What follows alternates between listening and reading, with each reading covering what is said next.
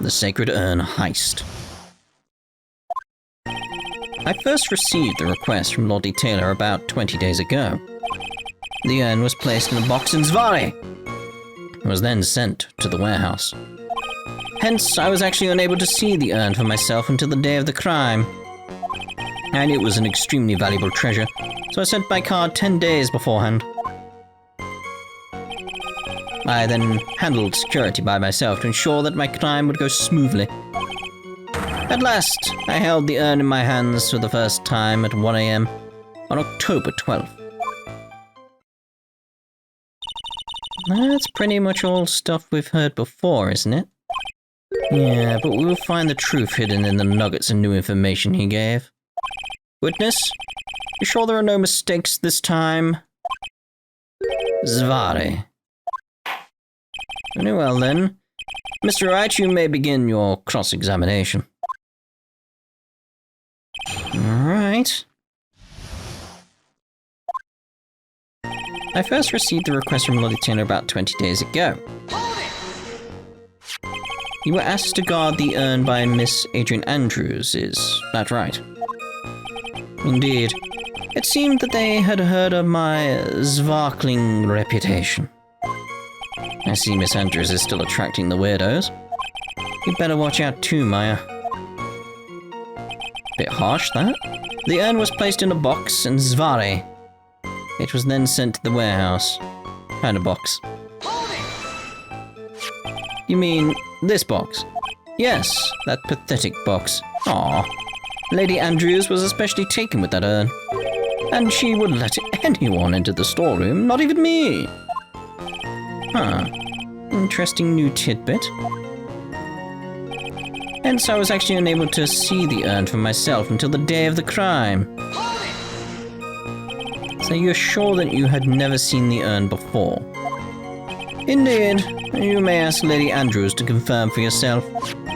My security was focused entirely on the entrance to the warehouse. However, I, Luke Atmey, let no information whatsoever slip through my fingers.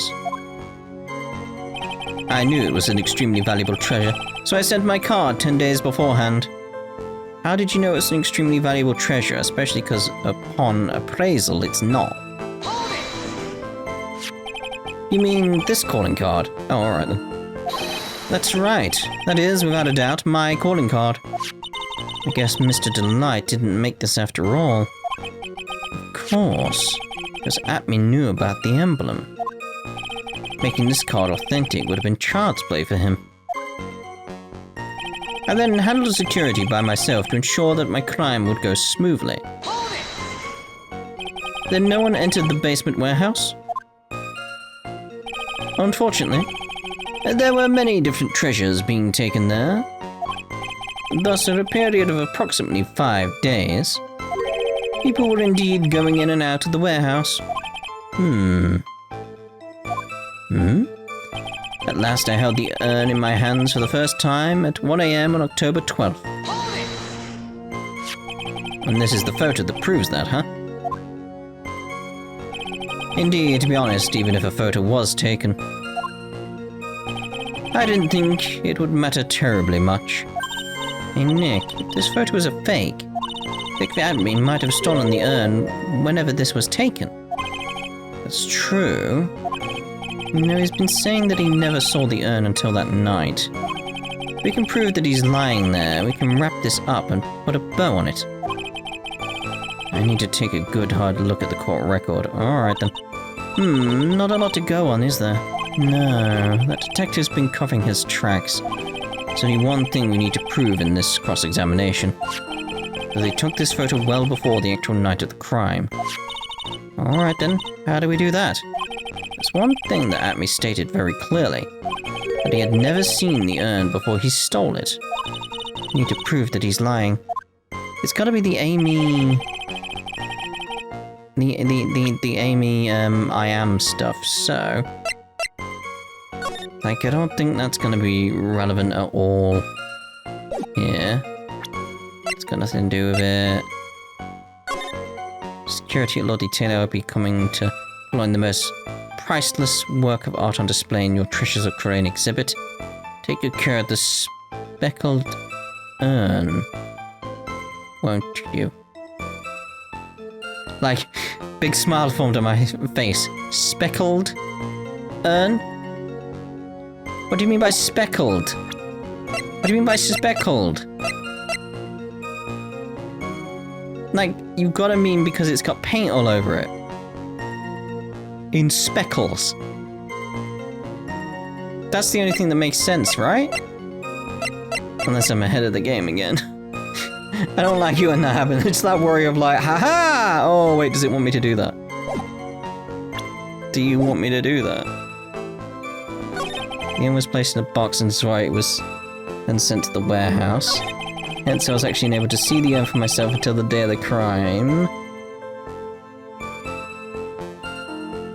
I knew it was an extremely valuable treasure, so I sent my card 10 days beforehand.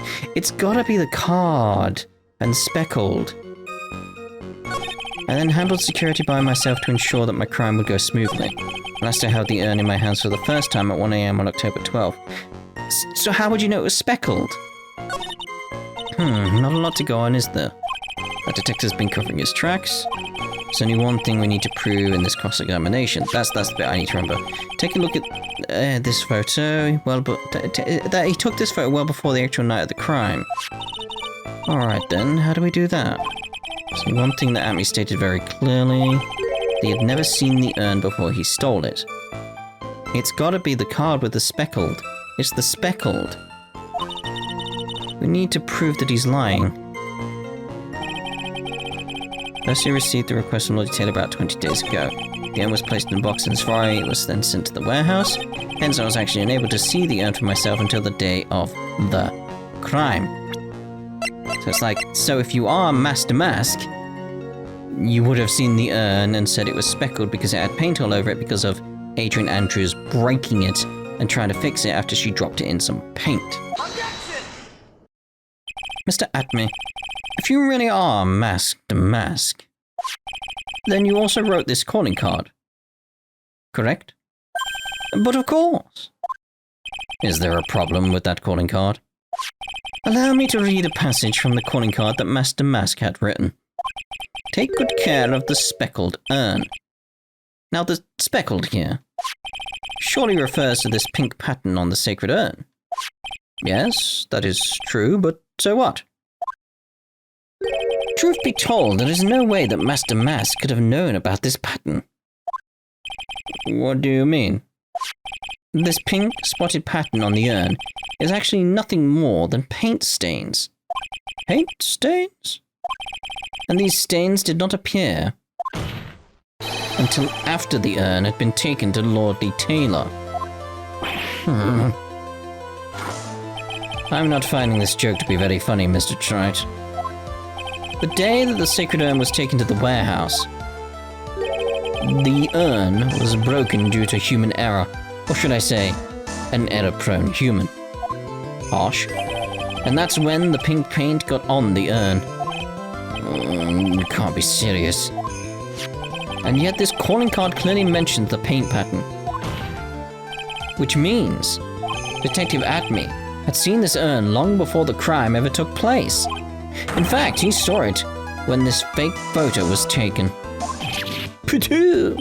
And because this photo is a fake, your alibi for the night of the murder no longer holds water. Good. That's good now.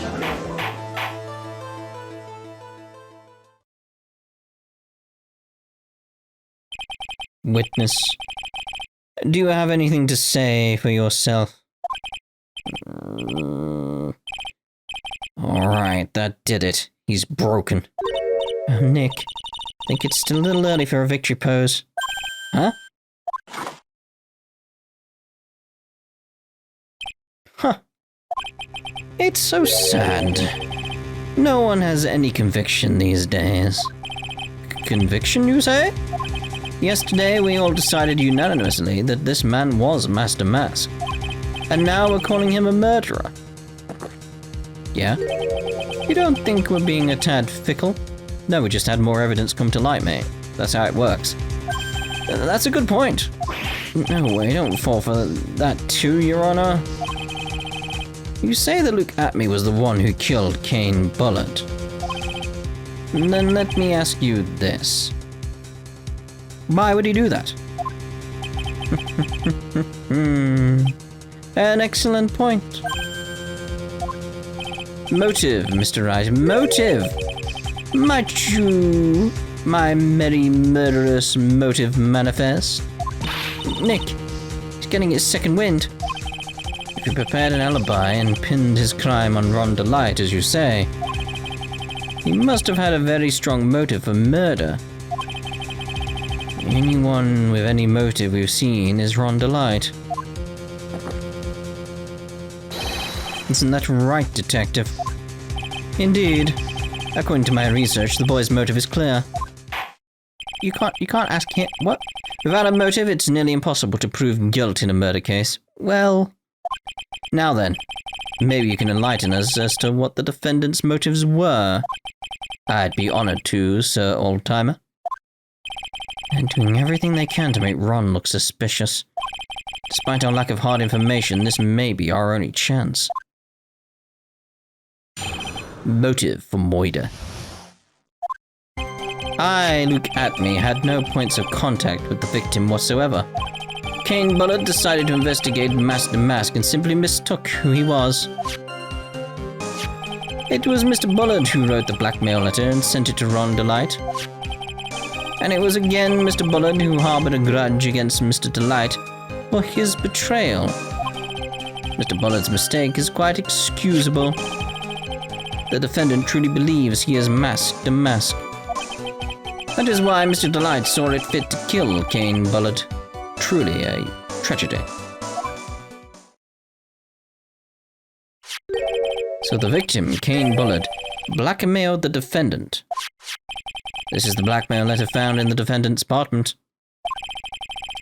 Handwriting test confirms that Mr. Bullard was indeed the one who wrote that letter. What? Blackmail letter updated in the court record? That's still fine with me. Very well, Mr. Wright. Begin your cross-examination. There was one bit that made me sort of like go, in my head. I, Luke Atmey, had no points of contact with the victim whatsoever. Kane Bullard decided to investigate Master Mask and simply mistook who he was. It was Mr. Bullard who wrote the blackmail letter and sent it to Ron Delight. And it was again Mr. Bullard who harbored a grudge against Mr. Delight for his betrayal. Mr. Bullard's mistake is quite excusable. The defendant truly believes he has masked the mask. That is why Mr. Delight saw it fit to kill Kane Bullard. Truly a tragedy. So you're going to try to connect Detective Atmey to Mr. Bullard, right? Yeah, that's right. Hopefully it won't require surgery either. What? In that case, you'll have to talk about the blackmail. It's true. Was that blackmail letter really intended for Ron? That's kind of what I was thinking. Since we don't have enough information, you should press him for more testimony. Maybe I'll be able to shake some contradictions loose that way. Because what the inkling was I had in my head was on this one. It was Mr. Bullard who wrote the blackmail letter and sent it to Ron Delight. It's not the writing that in my head is the issue. It's like, because I remember him being the one who pointed us to a green envelope. I remember that being a thing. It's like we went back and found the green envelope, or envelope, depends how you want to say it, in Ron's apartment or whatever, because he sent us there. So I'm assuming Mr. Bullard sent the letter to Atmey, and then Atmey sent it to Ron Delight. And I want to see if we have any sort of like this. Yeah, I want to look at this. Jerva Eminon, it's the list of things that were taken, but it doesn't actually say anything about Ron being Master Mask. Like the only thing I can think of is like it is just like cause it,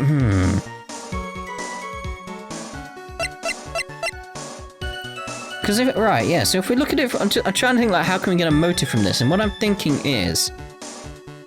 So So we go from this case, the first heist, and we get Ron is stealing stuff. Atmey gets in his head he can use Ron to do all the stealing for him, get the items, and then make a lot of money. A lot of money. Give Ron a little bit, you know, to tide him over and make him still be compliant, basically. But he'll make a lot of money out of this. And if anybody tries to find out who it is, he can pin it on him if he has to. What he didn't anticipate was KB Security figuring it out, and Kane Bullard being the one who figured it out, and then sent Atmey a blackmail letter being like, I know it's you. But then Mr. Bullard didn't anticipate that Atmey was then going to send that over to Ron, and then Ron would turn up and then get the blame and all that type of stuff. That's the kind of logic I'm thinking. It's like, that's the motive. It's very much like, it would ruin your entire scheme involving Ron. So the only way to get out of it would be to incriminate Ron. That's what I'm thinking. So anyway, what do we want? It was Mr. Bullard who wrote the blackmail letter and sent it to Ron Delight. So do we have to present the blackmail letter? Or let's press. You mean this blackmail letter right here? It says bring $50,000. And the handwriting is, without a doubt, the victim's. There's no mistake. We have an official report to prove it. Who's it addressed to, though? Is it addressed to Ron? Or is it addressed to Master Mask? But I don't see an addressee on this letter anywhere. Thank you, Judge, for once. An addressee? This letter was discovered in Ron Delight's apartment. Mr. Delight did show up at the designated place and time. The fact that there is no addressee is irrelevant. It's relevant. I wonder... What's up, Nick? Just had a thought. What if that blackmail letter wasn't meant for Mr. Delight? There you go. Whoa, do you have any evidence of that? For some reason, I just can't shake the feeling that there's something not quite right about this blackmail letter. Well, everyone, are you quite satisfied? Okay, so yeah, we do have to present it. Alright, well, I assume I have to present it. Give it a go. Yeah. I mean, I've only just read the bottom bit. It's like, wait. If you don't want your true identity revealed to the world, come to KB Security at 1 AM on October 12th and bring $50,000. If you don't, I'll take that red diamond you received the other day instead. It's like...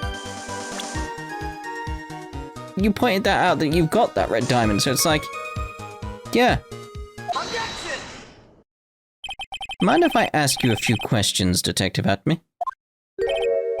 Well, if it's just a few, I guess it's alright. When you said that this letter was addressed to Ron Delight, I couldn't help but notice one major contradiction. Contradiction? I don't know where a walking contradiction like you gets off saying things like that. You want to talk? Times like these, men are made to express themselves with their fists. Why don't you show us what you've got there, Junior? Indeed, time to man up, Mr. Wright. Show us the contradicting evidence in the content of the blackmail letter.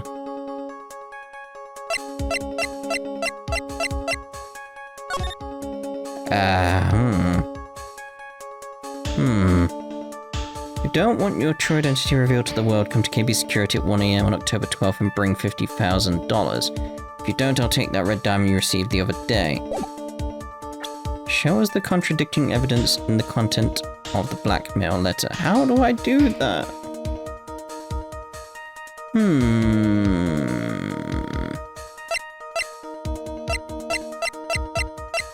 Is it that? Tear of Eminon Jewel. Well, okay, so look at, again, it points to the red diamond, so it's like the Tear of Eminon, it's Because we do have an image of the Tear of Emanon. Tear of Emanon. Tear of Emanon? Where are you? It was a newspaper, wasn't it? There. The precious gem, the Tear of Emanon, is blue. Okay. So if that's blue, and the other... Where are you? Where? And you got the crown, which isn't a diamond, unless the diamond's in it. The others aren't jewels. The fact it doesn't say jewel, that's significant. So it's gotta be... Present the letter itself again? Right? No. Like, show us the contradicting evidence in the content of the blackmail letter. It's like, do I present this now? Or the... Because I want to show the I want to show the thing we just discussed, basically. Like, this, like, the red diamond. It's like... I'm gonna go with the newspaper clipping so I can try and point out the fact the Tear of Emanon is blue.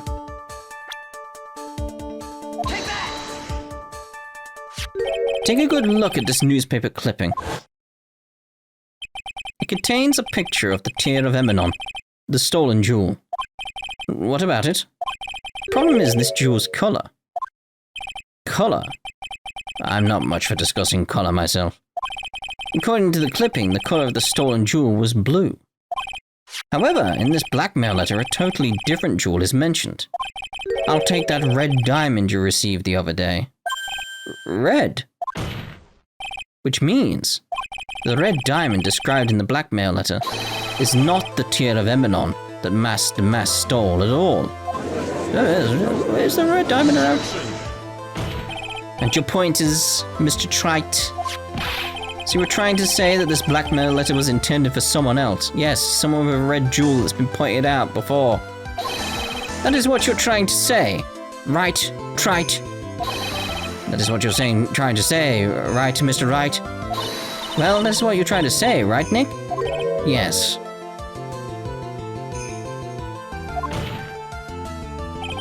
This is who Kane Bullet was actually blackmailing. Yeah, here we go. We're on a course now. I can feel it. It's that sort of thing like, yeah, everything I was thinking's roughly correct, so it's like, yes. I know where we're going now. Naturally. It was you, Detective Atmey. Do you have some sort of basis for that claim? You got it on your finger. You have been personally involved in every single Master Mass case. And in the last case, you recovered what was stolen and received a jewel as your reward. Jewel? Probably the one wrapped conspicuously around your finger. That red diamond ring. That is the diamond referred to in the letter. Which means that Kane Bullet wrote that letter in order to blackmail you. Yeah, the red diamond. Order in the court. Order, I said. It seems you've gone too far with your charges pranks, Mr. Trite. I don't like the way he said that. Kane Bullet blackmailing Luke Atmey? Are you for real? Yes, I am. Nick, come on, stand up to him. Then answer me this. The blackmail letter contained the following passage. If you don't want your identity revealed to the world... Yes, it certainly does. Kane Bullet threatened to make Luke Atmey's identity public knowledge. An identity he wanted to keep a secret, so just what was that identity? Huh. That's a good point. Atmey killed Kane Bullet because he was afraid of his secret becoming known. What was the identity he wanted to keep secret? This is what it all comes down to, Nick. Because it's not the fact he's Master Mask. Then what? The identity that Luke Atmey wanted to so desperately keep secret was his identity as... a blackmailer. Right? Like, because it's not the ace detective. Like, no, because he wanted people to know that. He wants to be known as Master Mask, so we can't say that. So it's like, it's gotta be a blackmailer. Luke Atmey was a blackmailer. Objection! Hey now, you're an all-star. Isn't that a little different from what you've been saying? You said that Kane Bullard was the one blackmailing Luke Atmey. You can blackmail blackmailers, mate. Are you saying that Atmey was blackmailing someone else on top of that? You have to admit, that does sound a little odd. It's not odd, it's the only thing that makes any sense. Kane Bullard was blackmailing Luke Atmey. But Rhonda Light was also being blackmailed by a certain someone. So, did you start receiving blackmail letters after this incident? Yes, just a few days after the Tear of Eminon heist. After that, I started getting the plans in the mail. I received plans from some very kind person. Incredibly detailed plans. Detailed plans. In which case, that would mean that Rhonda Light was actually Master Mask. And that is what we are claiming. Someone else came up with the plans and had Mr. Delight steal his targets for him. And that someone was none other than Luke Atmey. That is, what makes that... Silence!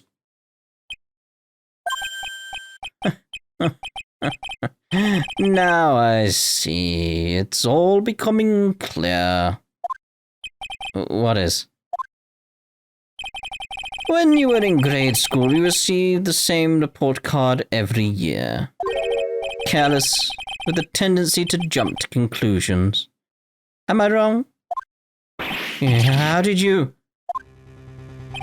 You say that I, Luke Atmey, was blackmailing Rhonda Light. In which case, I would naturally know all about his relation to Master Mask. Well, yes, you clearly found the suit and stuff in the bin. Rhonda Light started receiving plans from his second crime onward, correct? Which means I learned of his identity when he committed the first crime. Good point. You certainly couldn't have blackmailed him otherwise. In that case, let's see some hot, bitter evidence. During the first crime, how did Luke Atmey know that Rhonda Light was Master Mask?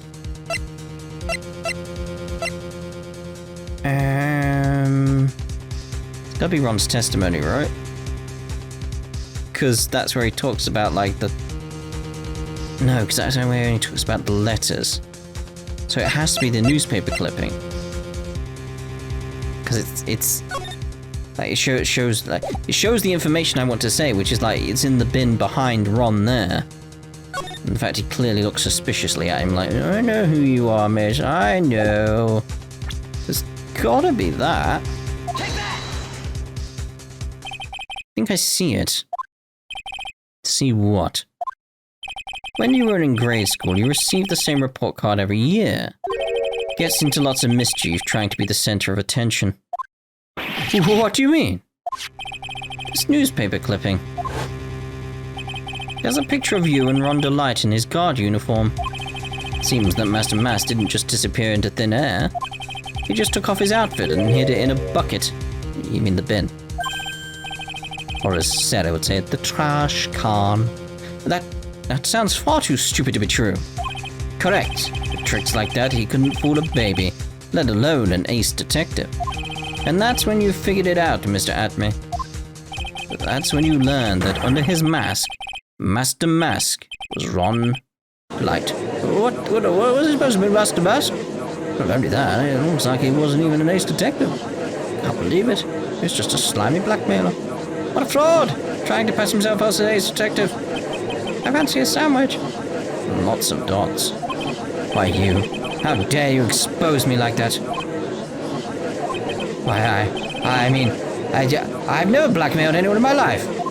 I'm a famous and proud ace detective and also Master Mask.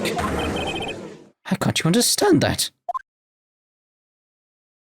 I'm afraid you are neither a proud thief nor an ace detective. You're a blackmailer and a murderer. That is your true identity.